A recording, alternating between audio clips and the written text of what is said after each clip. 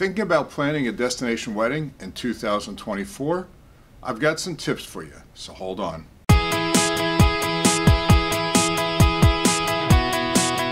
Hi, this is Jack with Vacationes. So you're thinking about planning a destination wedding, and I have some tips based upon my experience in helping people plan destination weddings over the past 20 years. So tip number one, start early. So if you're thinking of having a destination wedding, no matter what size your group is, you probably want to start earlier than you think. Periodically, I'll have someone contact me and say, I'm really just starting this process and my wedding is 9 months from now. I'm like, that's not too early. The reason you want to start early is this. And early, I would say, is a year in advance is really where you're going to really get the best opportunities. So starting early for a couple reasons. One is you'll find the resorts you want. Two, the prices will be lower. Three, not only will you find the resorts you want, but you'll probably get the location you want at the resort, the day you want, and the locations you want for your different events. The other thing about starting early is some of the wedding packages out there have to actually be booked 1 year in advance. And the resorts have become less flexible on that than they have been in the past. So I would say if you're a wedding of, say, 30 to 50 people, a year in advance is probably the optimum time to get started. And if you're more than that, if you're a large wedding, then I would say 12 months to 18 months is probably optimum, especially if you're going to have multiple events and need different locations at the resort. One of the other trends we're seeing for people planning weddings now is guest stays are longer than they used to be. In the past, the average guest was staying 3 or 4 nights for your wedding. The reason that's important is because when we request a room block for you, we have to define what we perceive the guest stay to be.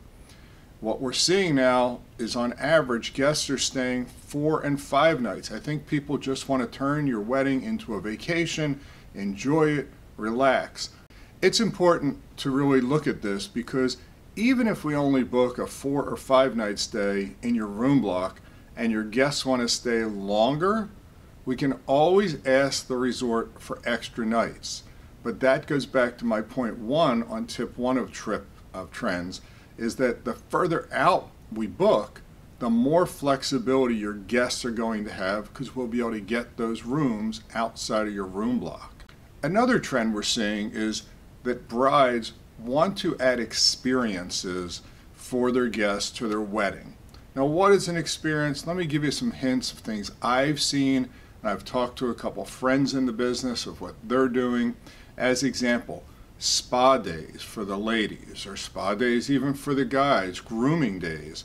So these things can all be prearranged when you're booking the wedding or close in once you know how many guests are coming. We've also seen excursions. So whether it's a sailboat charter or an ATV ride or a trip to the ruins or a nightclub excursion. So there's a lot of different things that people want to add to give the guests some authentic experience of where they are. In Mexico, as an example, we have done Mayan wedding ceremonies, and that's a really neat experience. Another thing we've done is fire dancers. Guests love these experiences. So brides and grooms are asking about adding experiences to the wedding to make the experience for their guests really unique and special so they remember your wedding. Another trend I'm seeing is that brides and grooms want to fly first class. We're getting requests for that a lot. Sometimes when we're booking the wedding, I'm getting brides and grooms say, hey, can we book first class seats now? The answer typically is no, because the flights are not available a year to 18 months in advance. The airlines typically will put the flights available between 6 months and 10 months in advance. But I am hearing a lot from brides that they want to book first class seats, they really want to blow out their wedding experience, and I've done a video on this in the past. I think it is a great idea to spend a couple $100 extra up front and the bride and groom fly first class. It's going to give you a little bit more care on the plane in terms of maybe you'll get that bottle of champagne, you'll have a place to put your gown, you won't be in a middle seat in the backs. Again, it is a once-in-a-lifetime experience, so splurge a little bit on yourself. Brides and grooms are doing it, flying first class. Another trend I'm hearing about and actually seeing is everybody is asking about unique locations, whether it's on resort or off resort. In the old days, a lot of weddings were on the beach.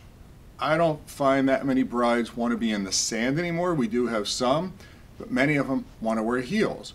So we're having brides ask me specifically to find them resorts that have unique locations.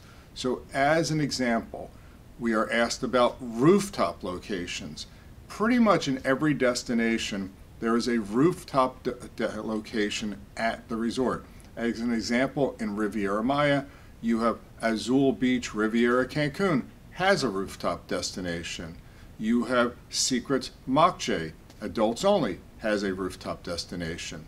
You have Margaritaville in Riviera Maya. The two of them both have rooftop destinations. Now the nice thing about the rooftop destination is it is 100% private. So if you don't want people walking by your wedding, whether it's your ceremony, reception, or cocktails, the rooftop can be used for that. Other things in terms of unique locations, gazebos, caves, cenotes, private swimming pool parties, which resorts will do, gardens, golf courses. So you dream it. I've had someone ask me about a church, an authentic church, even though they're not Catholic. They want a historic looking church so that they look like they're in Spain or Italy, but they're in Punta Cana.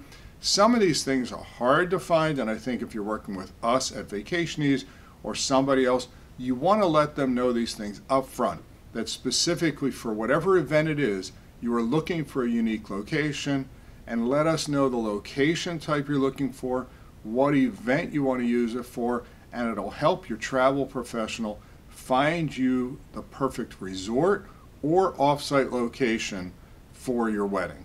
Another trend we're seeing is adding unique entertainment. Now this goes back to a unique experience, but this is specifically at your events.